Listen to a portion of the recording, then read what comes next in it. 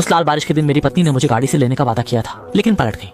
पर कंपनी में काम के बहाने मुझसे मिलने नहीं आई। मुझे बस स्टॉप पर भीगते हुए 3 घंटे इंतजार करना पड़ा। जब मैं घर वापस जाने के लिए टैक्सी की तैयारी कर रहा था, तब मैंने उसके पुरुष सेक्रेटरी द्वारा अभी पोस्ट की गई दोस्तों की तस्वीरें दिखी, जिसमें वह परिचित सीमित संस्करण की स्पोर्ट्स कार थी। कैप्शन में लिखा था, बॉस मेरे लिए बहुत अच्छे हैं, नहीं कह सकते। वो मुझे न केवल घर तक छोड़ने आई, बल्कि उसने कहा कि वह मुझे सुलाने की कोशिश करेगी। इस पल में मुझे अचानक आजादी महसूस हुई।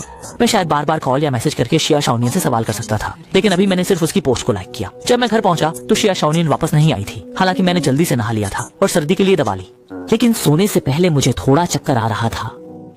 यह मेरे शरीर की तरह है।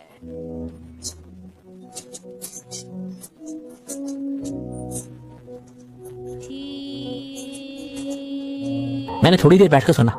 जाने वाले कदमों के बाद स्नान घर में धोने की आवाज उठती है। हल्की शोर बहुत सुलाती है और मैं फिर से अचेत हो जाता हूँ। अगले दिन जब अलार्म बजा, मैं अभी भी चक्कर में था, नहीं बंद कर पाया था मोबाइल पर जल्दी से। डर के मारे छोटी सोच वाले ने एक आवाज की और तब मैं पूरी तरह से जाग गया। मुझे बुखार था, मेरा सिर बहुत दर्द कर रहा है, लेकिन आज मुझे एक महत्वपूर्ण बैठक की मेजबानी करनी है, इसलिए मैं थककर भी काम पर गया। कंपनी पहुंचने पर मेरे बगल में बैठे सहकर्मी ने मेरे लाल चेहरे को देखकर मेरी चिंता की। उसने मेरे लिए बुखार कम करने की दवा और ठंडा पानी भी लाया।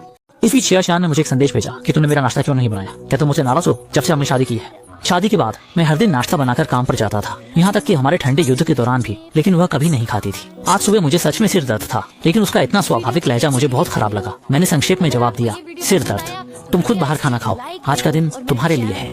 काम में व्यस्त होने के कारण मैंने शाम तक अपना फोन नहीं देखा था, जब तक कि शाम को शिया छोटी ने मुझे संदेश नहीं भेजा कि वो मुझे ऑफिस से लेने आ रही है। मैंने बिना कुछ कहे सहमति व्यक्त की, लेकिन ऑफिस के नीचे आधे घंटे तक उसकी कार का इंतजार करने के बाद मुझे नहीं मिली। उस समय शिया छोटी ने मुझे फोन किया, तुम नीचे आ गए। मैंने चारों ओर देखा और कहा, मैं दरवाजे पर हूँ, तुम्हारी कार नहीं दिखी। शिया शाओनियन ने वहाँ से एक लंबी सांस ली। मैं इस प्रतिक्रिया से परिचित हूँ। पहले जब भी वो मुझे इंतजार करते हुए बेसर हो जाती थी, तब वो इसी तरह गहरी सांस लेकर अपनी बेचैनी को दबाती थी। वो बड़ी हो, लेकिन कल की गलती को सुधारने का इरादा रखती थी। गुस्सा मत करो, बल्कि खुशियाँ जमा करो।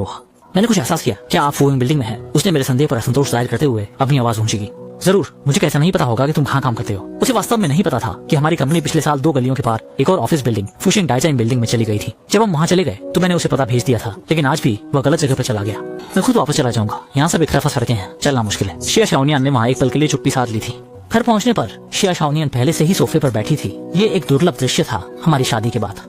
मैंने अच्छा खाना बनाया और उसका इंतजार किया, लेकिन अक्सर खाना ठंडा हो जाता था और वह घर नहीं पहुंचता। जब वह वापस आता तो मैं उसे शिकायत करती कि उसने पहले मुझे क्यों नहीं बताया, लेकिन वो हमेशा मुझे ठंडे भाव से देता। मैं पूरे दिन बस, क्या तुम खुद खाना नहीं खा सकते? लेकिन खाना तो ठंडा हो गया है, खाना ठंडा हो जाने पर उसे फेंक देना चाहिए। इस छोटी सी बात के लिए भी तुम मुझसे झगड़ा करोगे। बाद में मैंने कुछ नहीं कहा, बस हर बार उसका हिस्सा पहले से ही थर्मल बॉक्स में रख देता था, खुद खाना खा लेता था और फिर बैठकर उसके आने का इंतजार करता था। जैसे ही मैंने दरवाजा खोला, शिया छोटी आश्चर्यजनक रूप से मिलने आई। वो मेरे पीछे चलती है और समझाती है कि जंकियान, मुझे खेद है, आज मैंने बहुत अधिक व्यस्त था, दिमाग साफ नहीं था, गलत जगह जाने का इरादा नहीं था। मैं अपनी कोट उतारते हुए बताता हूँ कि कोई बात नहीं। वह मेरे चेहरे के भावों की ओर देखते हुए कहता है, कल बहुत देर हो गई थी, फिर तेज बारिश हो गई, चेंज है। आखिरकार उसके घर की लाइट खराब हो गई और मैं वहाँ नहीं था। मैंने सिर हिलाकर हल्के से हाँ कह दिया। जब उसने मेरे बेपरवाह जवाब को देखा, उसका चेहरा तुरंत सावधानी से आरोप में बदल गया। तुम गुस्सा हो रहे हो, मैंने तुम्हारे साथ सब कुछ समझाया है, फिर भी तुम ऐसे हो। सुबह का खाना भी नहीं बनाया, अब इतने ठंडे तरीके से व्यवहार कर रहे हो। अगर यह पहले होता तो कल और आज की घटनाएं मुझे पागल कर देती। ऐसे दृश्य पिछले 4 वर्षों में अक्सर होते रहे हैं और जब भी ऐसा होता, वो हमेशा बिना कुछ कहे मेरे बगल में खड़ा रहता, मुझे एक नाचते जोकर की तरह देखता है। उसे याद करके देखो जरूर। कोई आश्चर्य नहीं कि वह घर वापस जाना पसंद नहीं करती है, लेकिन अब मुझे बिल्कुल भी गुस्सा नहीं आता। बीमारी के साथ पूरे दिन व्यस्त रहा, मैं सच में बहुत थक गया हूँ। अगर कोई जरूरी नहीं है तो मैं पहले स्नान करने जा रहा हूँ। वह मेरे पास आया और कहा,